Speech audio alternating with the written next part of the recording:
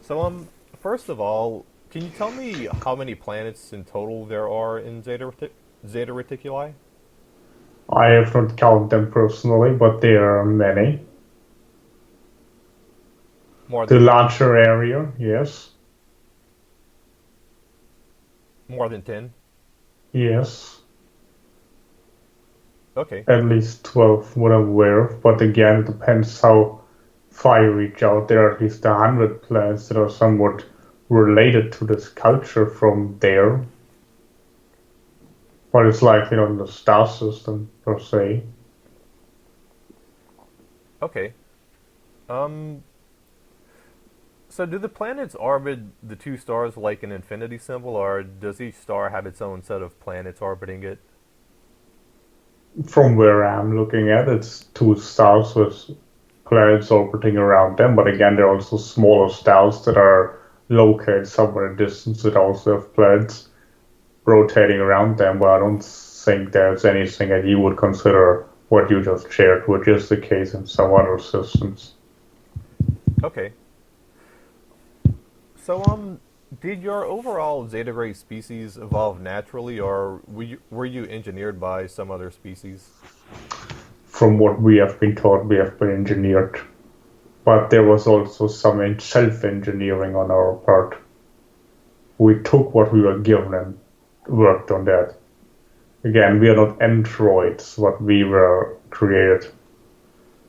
So, do you know who created you? That is a great mystery. There are different stories to that. It was likely also other human beings. Okay. Many have claimed to be our creators, and there are different mythologies and names to that. The most common is a human creation, but I'm aware there are also reptiles and other much different looking creatures that claim that they have constructed us. Okay.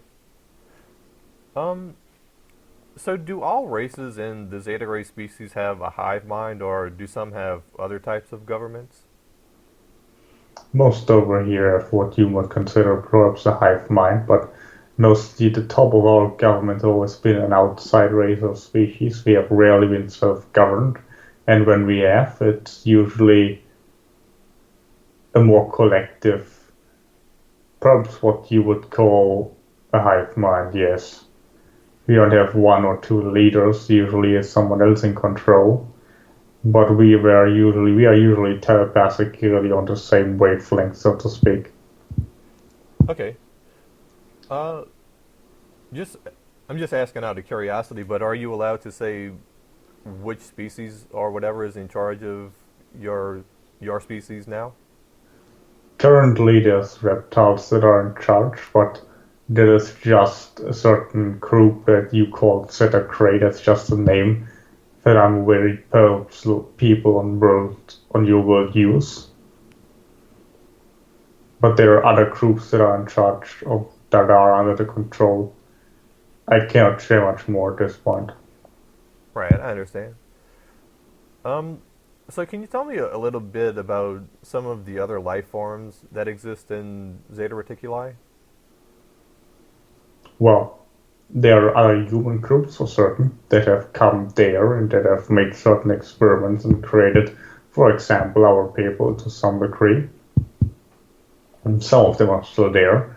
They are physical, they are beings in non-physical arenas. They are beings in other dimensionalities. You could perhaps consider angelic if you wish, or other words, or nature spirits, or whatever, that in crystal beings that inhabit those regions. Then, of course, there are some of the reptiles that are perhaps more like envoys and come back and forth.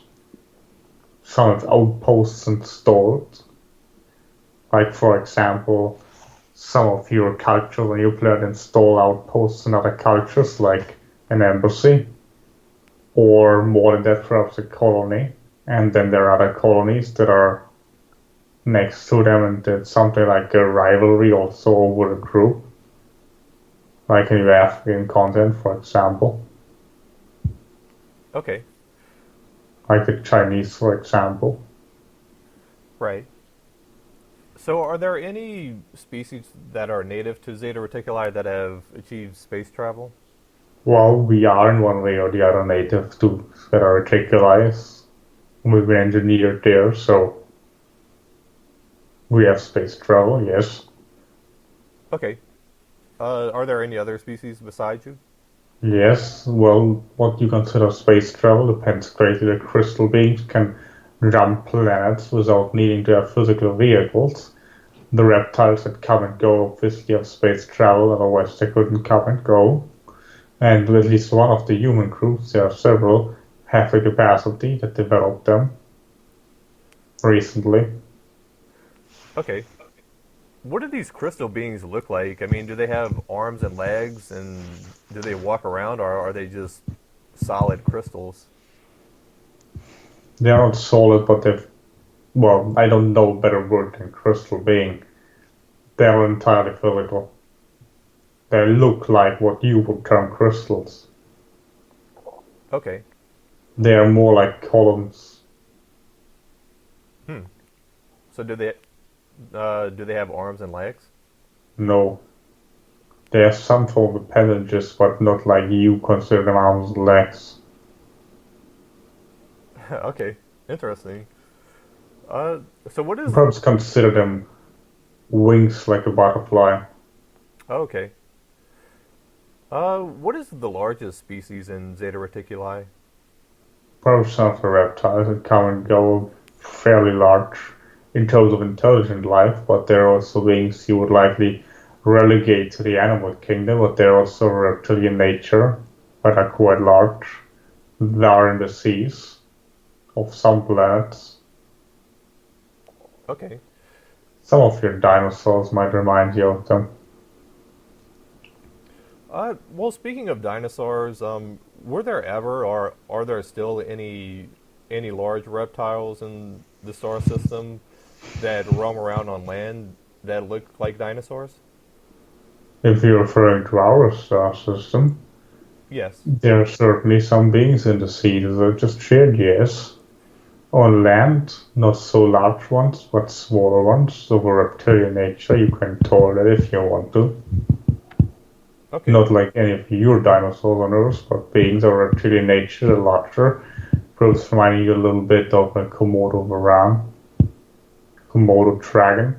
Some are bigger, they might remind you of some of your mythological creatures, but they don't look exactly like one particular dinosaur race on your planet has. Right. Right. Now, can you please tell me about the general history of Zeta Reticuli and your species, in terms of the events that you think are most important or most interesting? Well, most interesting is certainly our creation, from my understanding. There were beings before here, the humans that I referred to earlier on, but that's just something that I can relate from them. I'm not aware of that. Our creation certainly had a certain impact in their culture. First, we were more like a robot originally. Some of us were also affected by certain form of degeneration as they used their own genetics to design us, and they were tampering around similar to what happened on your planet, but obviously less successful, hence us unfortunately degenerating to the degree that we were not a self-sustaining civilization. It never got to that level of, for example, developing art form or culture the way you understand it. However, there was one point where we lost a large part of our group that were deemed unsuccessful. That was perhaps caused some dismay. It was certainly an important event. Some were also deactivated or rather put in a more robotic state of mind. What was this event where a lot of your people were lost?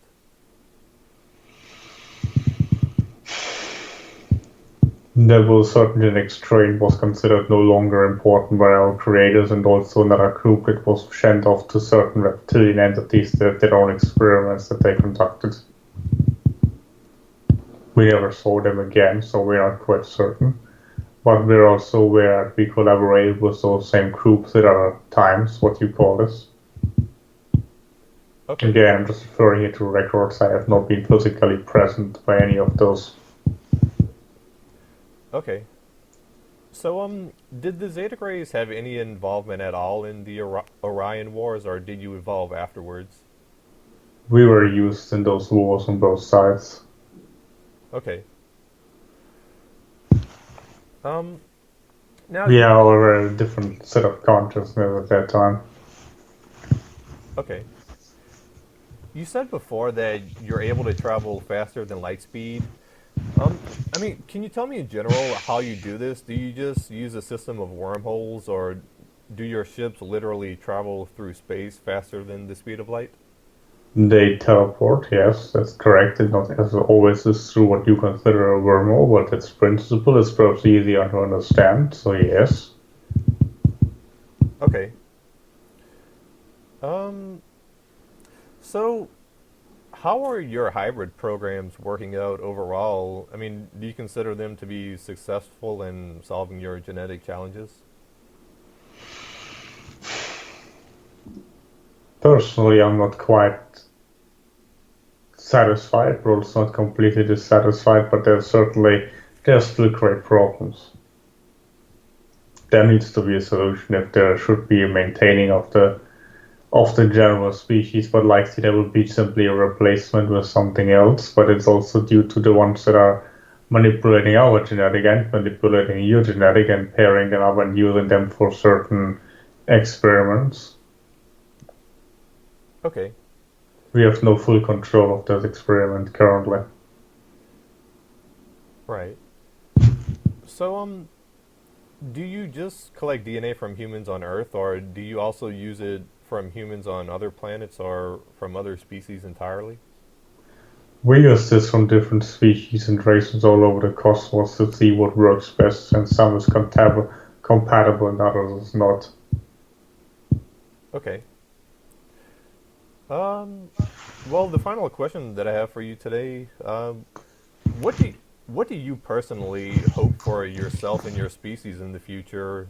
What are your dreams and goals? I personally wish for survival, at least, and my consciousness somehow reincarnate either in a new race and species that follows this one, or perhaps be able to be transferred right from one body to the other if it's necessary. We are currently struggling with our survival after all, and the reptiles have also given us a lot of information about that. Those that are currently running the show, so to speak, of how to accomplish that and what we need to change, and I hope that will be successful. But also for us to become more independent if possible. But currently our survival is at stake, so that's where the main focus of everybody lies. But Right. I know that everyone will play out to the inevitable consequence. We are perhaps more what you might consider fatalists in this regard, as the reptiles are more or less in control of this particular branch that I belong on. They will do whatever they see fit. Right.